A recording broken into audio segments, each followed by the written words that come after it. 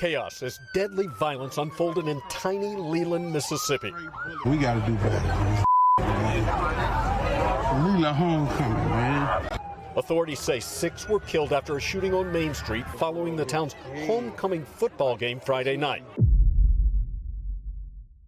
The 11th of October, 2025 night was expected to be full of jubilation and pride in the community of Leland, Mississippi. It was right after the homecoming football game, and tens of thousands of people were in the main street celebrating with their friends and family. However, on the evening right after midnight, the Delta night was disrupted by gunshots. The events of those dreadful scenes would result in the worst mass shooting in the history of America in 2025, 6 dead, 16 injured, and a whole community in search of answers. Now, let us find out the truth of this tragedy. Leland, Mississippi is such a place that everyone knows all people. This small community, comprising of only 3,700 people, is deep-rooted in its heritage, and there is nothing like high school football that can unite people. The point is that the annual homecoming game is not only a sport event, it is a celebration which attracts the residents, alumni, and visitors of Washington County. Leland High School was scheduled to play Charleston High School on October 10, 2025 to have a memorable game as part of their homecoming. People who were enjoying themselves last night found themselves faced with violence that no community should be faced with. When the last whistle blew and the match was over, the people spilled out into the streets in downtown Leland. Main Street, and especially the corner of 4th and North Main Street, became the focal point of post-game celebrations. The local businesses such as the Restaurant of Provision, Sports Bar, and Grill of Cannon, as well as Uptown Pool Hall, were crashing with life. There was a mixture of young and old as they all enjoyed the evening. Fathers and mothers observed their children laughing with their friends. The alumni were able to communicate with their old friends whom they had not met in a long time. It was to be a unity and a happy night. Victims ranging in age from 18 to 41. Across the state, another deadly shooting. However, near the middle of the night, when the celebration was at its climax, things got out of control. Investigators argue that what started off as a dispute among a number of people soon turned out to be much deadlier. Suddenly, shots were fired on the main street. People ran to seek shelter as utter terror was being witnessed by witnesses, with people scrambling to get their safety. Camish Hopkins, a witness of the shooting, said, "It was the worst scene I had ever witnessed." One of the witnesses said that she hid in the trunk of her car when bullets flew in the air. The firing appeared interminable, yet it must have been in reality not much beyond minutes. By the time the fire ended, the road was covered with shells of various guns. There were shoes lying about the sidewalks that had been left untied. The downtown street was covered with blood, and 4 of the number were dead at the spot. Others had been hit by bullets, 12 of them, with moderate or severe injuries. Help was too late to some of the victims because emergency responders came down to the scene. The arrival of the Leland Mayor John Lee at the turbulent scene saw his community changed. "Nothing of this ever occurred in this city," I told the reporters the next day, and I spoke with great sadness. By the time of the light of day on October 11th, the full scope of the tragedy was evident. 4 of the victims were already declared dead at the scene, and during the morning, 2 others would die in hospitals across the area due to their injuries. The Washington County coroner faced the heartbreaking task of notifying families and identifying the deceased. By Sunday, We have a medical call at Heidelberg High School. It's going to be multiple people shot.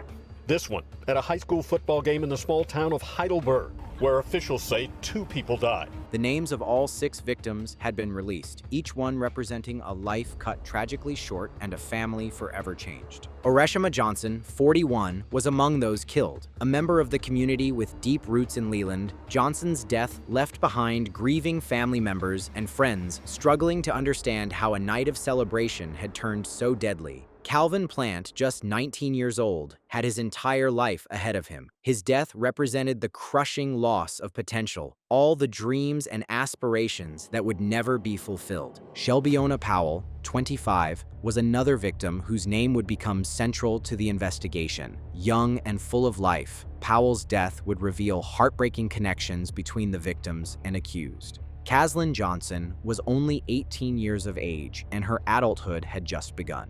The death of the teenager hit the community, especially because the many people might have recalled how these young people were growing up. Amos Brantley Jr., 18, won the battle to stay alive following the shooting, but died in the early morning, in spite of medical interventions. His death, and that of 34-year-old Jamichael Jones, increased the final death toll to 6. Jones has abandoned his family and friends who claimed that he was a popular member of the society. In addition to the dead, 10 more were shot, with 4 of them being in critical condition. There were victims who were flown to Jackson medical facilities to receive advanced care in regard to trauma. The wounded were not the same age or situation, and the only thing they had in common was that they were there when the occasion should have been a happy community affair. The physical injuries would eventually be cured with time. However, the psychological trauma of that night would be much more persistent. Mississippi's governor says one of the victims was pregnant. Police today arresting an 18-year-old suspect. Law enforcement agencies have resorted to mounting a large-scale investigation as family members convened at Leland City Hall on a Saturday morning seeking answers and comfort. The leadership was by the Mississippi Bureau of Investigation, with the local police, county sheriffs, and federal agents helping. Leland Police Chief Marcus Taylor affirmed that several shell casings and weapons were found at the scene of the crime, indicating that several shooters must have participated in the attack. The Jackson field office of the FBI soon got deeply involved in the case. On Sunday, October 12th, the FBI issued a seeking information poster with 4 persons, 1 woman, and 3 men, all of whom were captured on surveillance video at the time of the shooting. They were referred to as unknown suspects in the poster and needed the assistance of the population in recognizing them. The images were posted by the governor of Mississippi, Tate Reeves, and he promised to punish the culprits. The FBI also established a digital media tips website, urging anyone with cell phone videos, photographs, or other media from that night to upload their files. The agency emphasized that submissions could be made anonymously. In an age where nearly everyone carries a smartphone, investigators hoped that witness footage would provide crucial evidence about what had transpired. The breakthrough was soon forthcoming. On Monday, October 13th, merely 2 days following the shooting, the FBI released a statement that 3 people had been arrested on capital murder charges. Morgan Lattimore, 25, Tevion L. Powell, 29, and William Bryant, 29. Latoya A. Powell, 44, another 4th suspect, was also detained, but not with capital murder, but attempted murder. Last night, we had a great loss, and we also found out that we have 16 people that were gunned down on last night, which 12 of them were taken to the hospital and 4 of them were dead. The FBI spokespersons clarified that the investigation was still in progress and more arrests were anticipated. On the next day, on October 14th, police declared a 5th arrest. Tara Journal Martin, 33, was arrested and accused of capital murder. Martin was placed on a $1 million bond. This arrest saw the FBI also reveal that they were still in search of 3 more suspects, 2 women and 1 man, whose names were not known to anyone.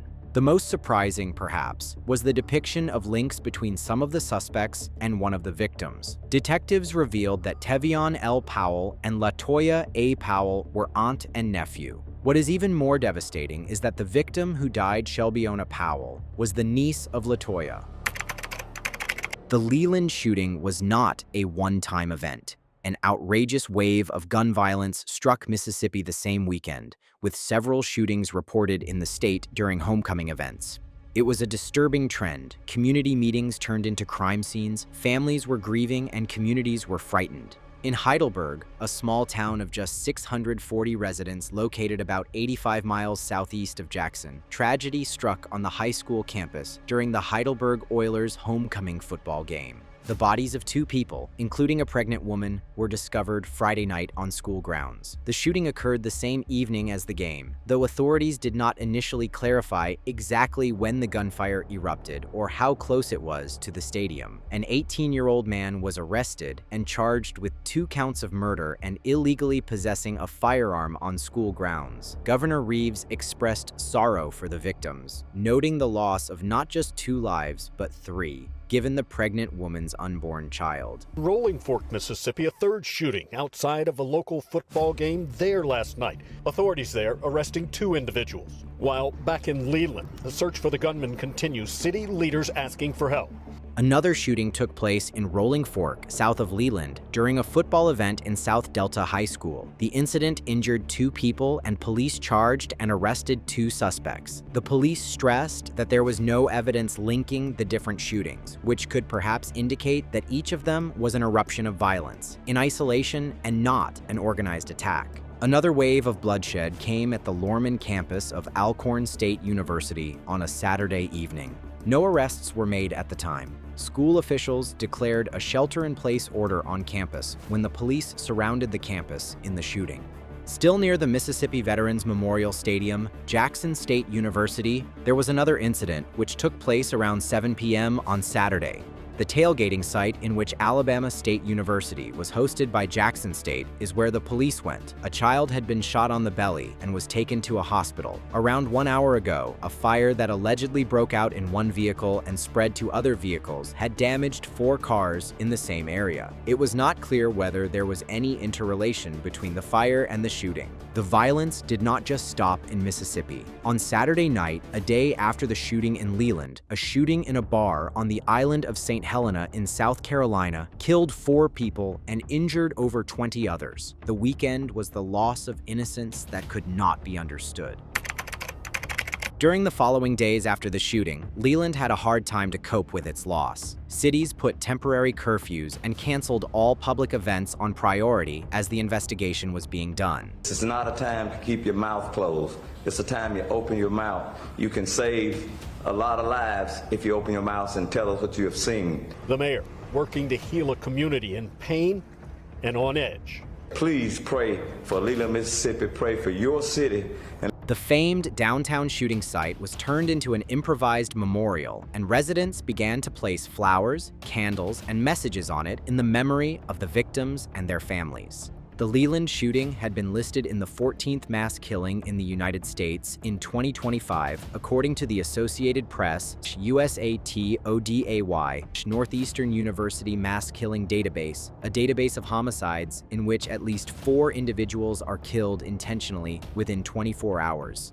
Worse still, it remained the deadliest mass shooting in America of the year. The Gun Violence Archive revealed that as early as the middle of October 2025, the United States was already exposed to over 330 mass shootings, or cases where 4 or more people were fired. Mayor Lee had talked several times of the necessity to unite the community and help each other in such a challenging period. He admitted that there is no arrest or prosecution that would restore the lives lost, but it was crucial that the victims and their families would receive justice. "We are not a violent city," he said over and over, like an attempt to adjust the town he knew in relation to the horror that had happened on its streets. Leaders of states and communities condoled and called upon the cooperation with the investigators. Governor Reeves came forward and made statements of prayer and vowed that the culprits would be taken to justice. Derek Simmons, state senator, who had been at the homecoming event, worked to help coordinate resources for victims' families and called for a broader conversation about preventing such tragedies.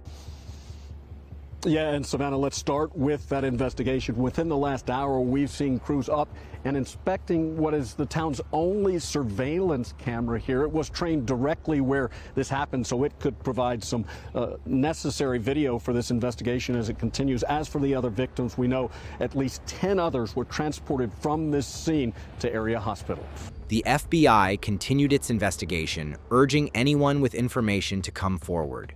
The agency maintained its tip line at 1-800-CALL FBI open parenthesis 1-800-225-5324 close parenthesis and its online portal at tips.fbi.gov. Authorities emphasized that even small pieces of information could prove crucial in identifying the remaining suspects and understanding exactly what had triggered the violence. The aftermath was an impossible burden to the family of the victims. 6 people who had been taken too soon had to be made arrangements for the funeral. Children lost parents. Parents buried children. Society mourned over friends who they would not see again. The aftershocks hit every corner of the miniature society, with residents having to confront the fact that their feeling of security was broken. Here in downtown Leland, where tragedy struck overnight, what started as a night of celebration ended in chaos. A mass shooting left 6 people dead and several critically injured. I spoke with city officials and eyewitnesses about what they know so far. The larger question was there. How was such violence to be avoided in future? Are homecoming events considered to need more security? Was the first conflict worse than it would otherwise have been resolved? Were there possible warning signs which had been neglected?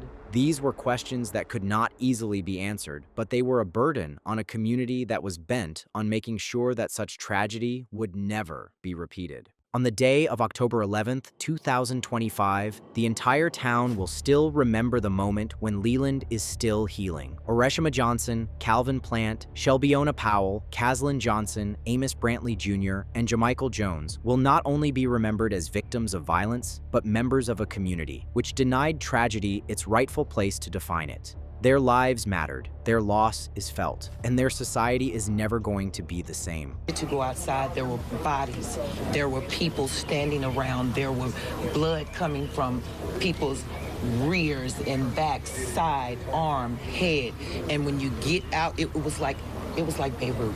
It was the most horrific scene I've ever seen.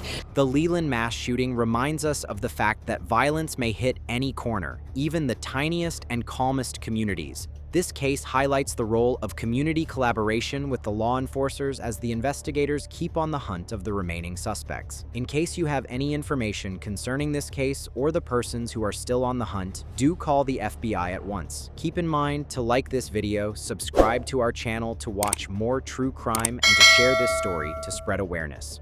Collectively, we will be able to do justice to the victims and prevent such tragedies in the future. Until next time, stay safe and stay informed.